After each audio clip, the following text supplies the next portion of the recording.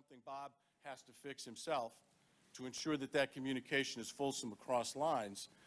I would also say that the implication of the intelligence community can't talk to each other is wrong.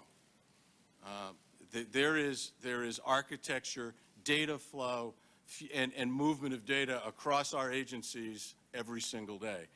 Building that bridge with the law enforcement community, as the Terrorist Threat Integration Center will do when you have FBI case files, our operational files, domestic databases sitting in one place, it's exactly the model that will succeed. But the data has to show up.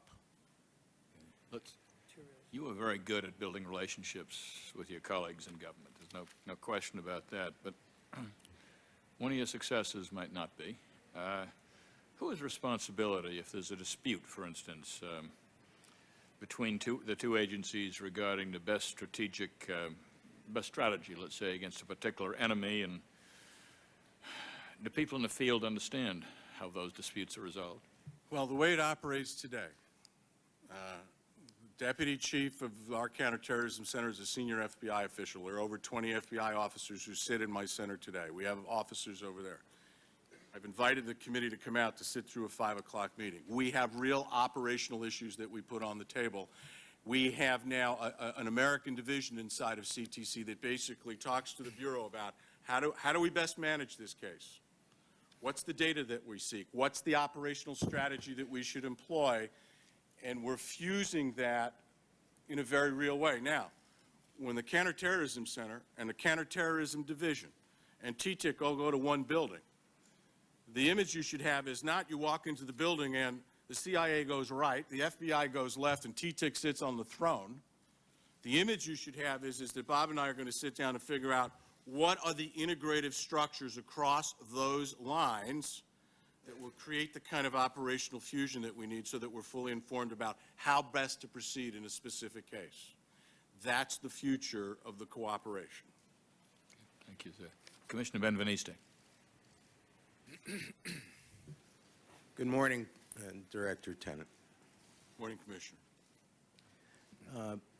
Let me first say that I have enormous respect for your dedication and the dedication of CIA officers who I have met in their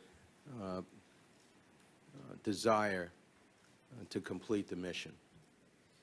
The people at Alex Station, and that has come out earlier, that name has come out earlier in these hearings, not by us, who I have interacted with, are heroes and dedicated individuals who I sense died that day on September 11th in a way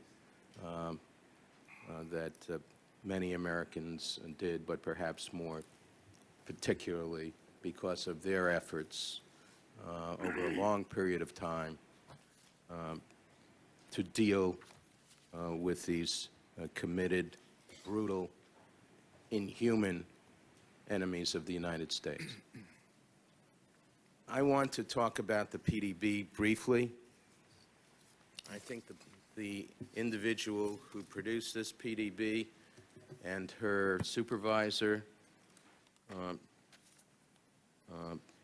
are entitled to a debt of gratitude for attempting to bring to the attention of the President of the United States the possibility, given all the information we knew, that despite indications leading to the notion that this incredible threat level that we were experiencing in the summer of 2001, leading to the horrific, dramatic, horrendous, whatever adjective you want to use, because there were many employed, spectacular attack by bin Laden might well occur in the United States, and to me is extraordinary. She was prescient. She was right. The biggest word I saw in the PDB, aside from the title, was the word nevertheless, leading the second paragraph, second to last paragraph. and that is, despite the fact that the information could not have been corroborated regarding the use of the hijacking of airplanes, she said, nevertheless, FBI information since that time indicates a pattern of suspicious activity in this country consistent with preparations for hijackings or other forms of attack. And then goes on to talk about FBI efforts. Now, obviously, she did not get the best information from the FBI, but she got what she could. We know that the director of the FBI at that time did not get the PDB information and was not contacted, nor was the Attorney General to pulse on the FBI to get all of the information currently extant. You had indicated when we last spoke, and I reminded you of the information sent to our commission by CIA, which was commenting on our staff statement before your testimony, which was derived from the statement made to us privately by Dr. Rice, who said that this PDB was prepared at the President's request. At that time, on March the 19th, you said to us, the author of this piece and others familiar with it say they have no information to suggest that this piece was written in response to a question from the President. We do not know who reported that to the Commission, but we do not believe it's accurate. The information we have is that it was prompted by an idea from another CIA employee. Subsequently, you wrote to us, the PDB article was in response to a series of events. Throughout the spring and summer, the President was shown a number of pieces outlining intelligence, indicating that al-Qaeda was planning a large attack. During these discussions, the President raised questions about whether the intelligence pointed to threats inside the United States. Although there was no formal tasking, the President's questions were discussed at a PDB planning session. At that time, it was decided to do a piece laying out what we knew about Osama bin Laden's interest in striking inside the United States. When this item was presented in the PDB on August 6th, with Dr. Rice present, the briefer introduced the piece by referring to the President's earlier questions. In summary, although the August 6 PDB piece was technically self-initiated, it was prompted by the President's questions and interest. Now, incidentally, Dr. Rice has testified she was not present. She was not present. We were in error. Okay. Let me talk about the issue of planes as weapons. The gentleman's time has expired. Boy, that was a fast 10 minutes. It's quite a preamble. Oh, it was only 5. May I? Yes, I do, if I may. Ask you a question. Let me just follow up on this one area, although I have several. The G8 planning, which I think the G8 occurred in July of 2001. We know that the Italians closed the airspace over Genoa, and indeed they closed it over Naples for the pre-planning session, and then over Genoa. I don't think that was noise control. I think that had to do more with a threat of the use of airplanes used by suicide pilots. But even a couple of months before September 11th, we know that there was a planning session by NORAD where military officials considered a scenario in which a hijacked foreign commercial airliner flew into the Pentagon months before. And so people clearly were thinking about this possibility.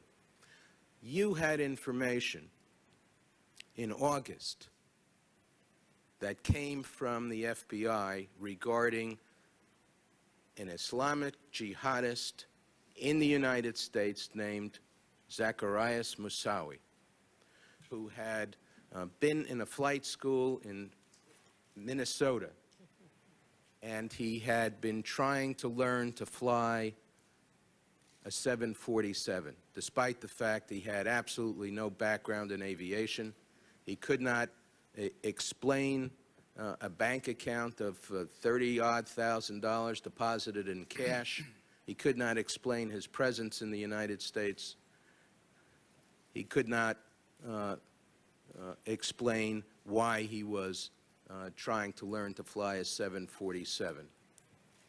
Now,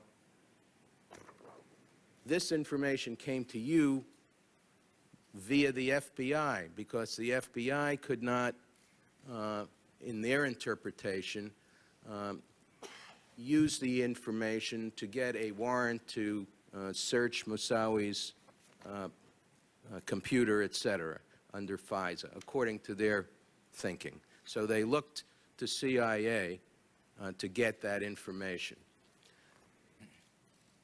The FISA court protects against improper prosecution, violating laws with respect to the potential of prosecuting this man. My question is this. My question is this.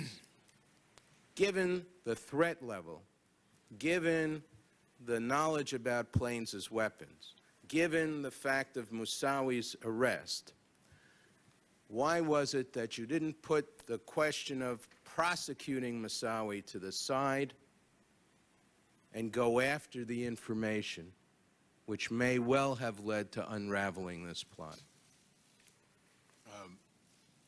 I'd have to go back and look at all. When we talked in private session, we wanted to come back to Moussawi. I have not gone back and reviewed all of that data at the time as to why I would make a decision to forego prosecution. That's not a call I could make, but Commissioner, I want to go back and prepare and look at all of the things that were on the table on the time, and I'd be happy to sit down with the Commission and walk through everything that was happening at the time. And I'm not trying to duck, but we need to sit down and go through this, and we said we would when we And I'll tell you, parenthetically, the FBI agent was criticized for going directly to the CIA instead of going and running this through headquarters, which would have taken even more time.